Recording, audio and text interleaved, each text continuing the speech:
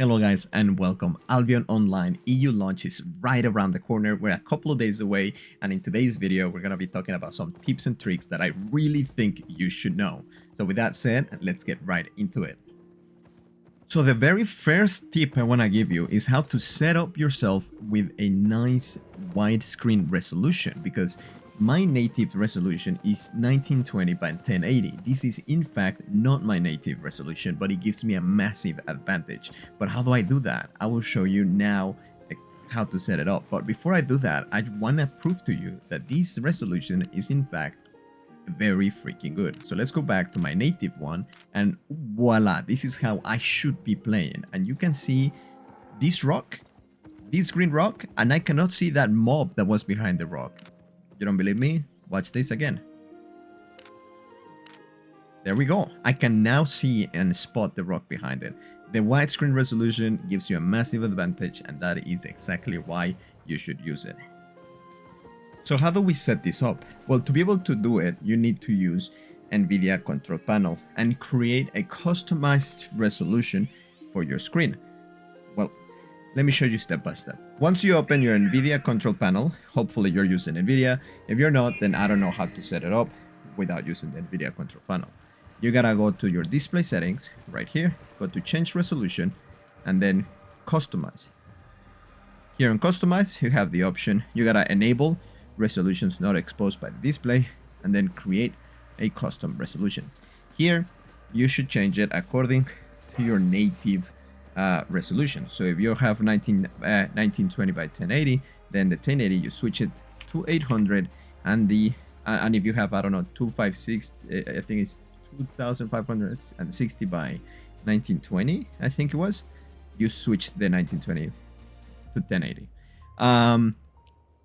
You set this up, then you say test. It will do some like crazy stuff on your screen, and then you just say yes. Do you want to save this resolution? Yes. No, I already did it, so I'm just gonna click no. So I'm just gonna go ahead and go back into my previous setup, and that's pretty much how you do it. Very important, once you are doing that, you gotta make sure to close the game. Once you save the resolution, open the game again, and then you should have it on your options there on the resolution part. Now, the next tip that I highly recommend you to set up and to put it on a very comfortable position is the following keybind. You go to controls, keybind, and then you go all the way at the bottom. Here you're gonna find Alt J by default enables recording mode.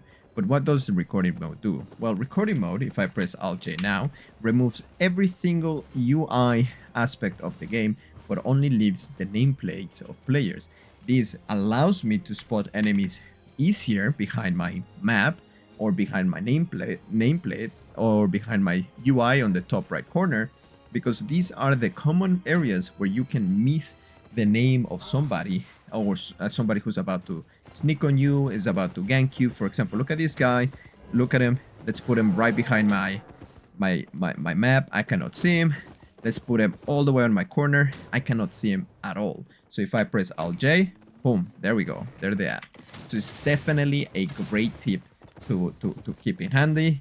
Make sure to change the keybind to something more comfortable from Alt J, and that will definitely keep you alive, especially if you're doing mists or any sort of lethal content. And the next tip is about PvP. If you are transporting or you see somebody fighting next to you, well, not if they're fighting, but if you see somebody that you want to attack and then you dismount next to them, you will have a 5-second cooldown before you actually get to engage them. But why am I telling you this? I want you to pay attention again to when I dismount. You see that exclamation mark I get on the top of my head? That is a sign that there's somebody next to you or nearby. So this little exclamation mark, we can actually use it to our advantage, especially when you are doing transport runs. Transport runs are things, so, oh, he just went invis. If I go ahead and I dismount again when he's invis, you can see that exclamation mark, you see? That's exactly what I wanted to show you. Please be careful when you're doing your transport runs. If there is somebody in base waiting to gank you, you can know by simply dismounted quickly For example, when you go into a cave system from here to here, you can go in, you have your bubble, your protection bubble, you just dismount quickly, check out if there's anybody nearby, and then mount back up. That is the best way to see and avoid getting ganked. Remember that if you're gathering or anything like that, dismount quickly, and look at that. I get the interrogation mark. He's over there, right? Look over here, I can dismount over here, and I still get the interrogation mark. I dismount over here, still interrogation mark. You see that? How strong this is. See how far I am before I stop getting the interrogation mark. And that is his presence. And now here, almost one screen away, is when he stops giving me that warning. Look at that. As I get closer, look at that exclamation mark. It starts showing up. So use this to your advantage. This is the best tool you can use to find out if there is anybody nearby. Especially when you're gathering, especially when you don't want to be bothered. Don't get ganked. When you're out there on the black zone, or in any zone really, they added a new mechanic. A mechanic on which you can actually teleport back. Like if you were in League of Legends, you can pretty much, you know, teleport back to base, let's say. This mechanic costs silver. As you can see, for me it's costing me 5,000 silver. But how can I reduce that cost? Well, first off, that cost is, it depends on how far or how deep you are from a royal city or a black zone, like city, like safe region, right? Because each black zone, each royal city has a teleport into the black zone where you can, you know, walk out to, and these are the ones, right? So if you are very deep into the black zone, let's say somewhere over here, you are 1, 2, 3, 4, 5, 6 zones away from a royal city, right? That you have as a home base, then it will cost you a lot of money, right? But how do we reduce that money? Well, that is calculated by the items that you have in your inventory. So the silver cost is calculated by how many regions, how far away I am from, and the items I have in my inventory. So the items have a market value, estimated market value, and an item value. So this journey map takes in consideration the item value. So my cleric robe has a 256 item value. But why is it that I'm still costing 5,371? Why is it so expensive? Well, because there is certain items out there that are very expensive. I'm just showing you these ones. As you can see, they are 125, 25, nothing crazy. Item value 10, but then you look at the map and the map item value is 12,000. So what happens if I go ahead and I destroy it? Now, how much is it gonna cost me? Now it got reduced to 3,300. So if you find yourself in a black zone being chased by somebody, you are able to hide yourself and you wanna try to teleport back and escape from your gankers, you can do it. And if you think it's too expensive, try removing the items that are too expensive from your inventory to be able to reduce that cost and manage to escape safely back to your zone.